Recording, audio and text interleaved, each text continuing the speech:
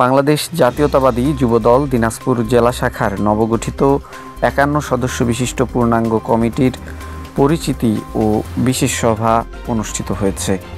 উক্ত পরিচিতি ও বিশেষ সভায় প্রধান অতিথি হিসেবে বক্তব্য রাখেন বিএনপি জাতীয় স্থায়ী কমিটির সদস্য ও বাংলাদেশ সম্মিলিত পেশাজীবী পরিষদের আহ্বায়ক professor doctor AZM Zahid Hossain. প্রধান বক্তা ছিলেন রংপুর বিভাগের যুবদলের সাবেক সহসভাপতি মোহাম্মদ নাজমুল আলম নাজু। আপনারা দেখেছেন এবং আমাদের যুবদলের সকল নেতৃবৃন্দকে এই জন্য কৃতজ্ঞতা সহ ধন্যবাদ জানাই। দিনাজপুর জেলা বিএনপির পক্ষ থেকে, আমার ব্যক্তিগত পক্ষ থেকে বিগত দিনের আন্দোলন সংগ্রামে আপনাদের যে ভূমিকা, এই জন্য আপনাদেরকে কৃতজ্ঞতা সহ ধন্যবাদ জানাই। আপনারা লক্ষ্য করেছেন আমাদের প্রিয় নেতা তারেক রহমান একটি কথা বলেছেন, সামনে যে নির্বাচন আসছে এই নির্বাচন আমাদের জন্য এত সহজ হবে না। এই নির্বাচনে উত্তীর্ণ হতে গেলে আমাদেরকে অনেক পরিশ্রম করতে হবে, অনেক আন্দোলন সংগ্রাম হয়তো বা করতে হতে পারে। সেই জন্য আমি আশা করব যে নতুন নেতৃবৃন্দ এখানে আছেন,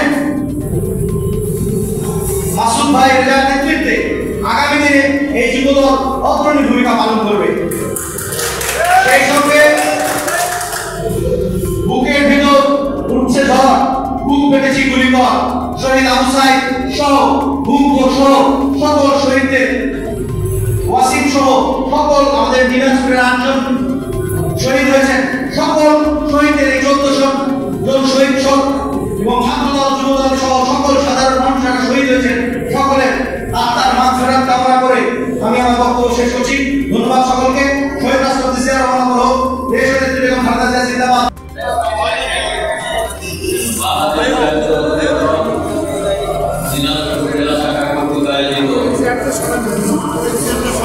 নবগঠিত আহ্বায়ক কমিটি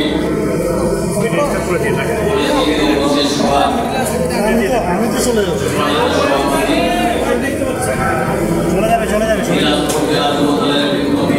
আহ্বায়ক মাসুদুল ইসলাম আজকের এই পরিচিত বিশেষ সভায় প্রধান অতিথি হিসাবে উপস্থিত আছেন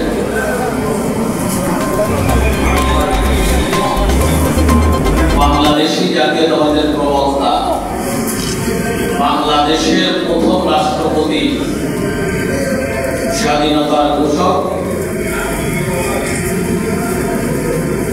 শহীদ জিয়া, তার পরিবারে অত্যন্ত আস্থাভাজন এবং বিশ্বস্ত আমাদের এই অঞ্চলের কৃতি সন্তান,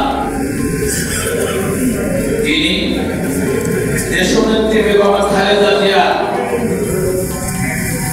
চিকিৎসার জন্য নিরলসভাবে কাজ করে যাচ্ছেন দেশ থেকে বিদেশ পর্যন্ত। তিনি আমাদের এই অঞ্চলের কৃতি সন্তান। বাংলাদেশ জাতীয়তাবাদী দল স্থায়ী কমিটির সম্মানিত সদস্য প্রফেসর AZM জাহিদ হোসেন ভাই, উপস্থিত বাংলাদেশ জাতীয়তাবাদী দল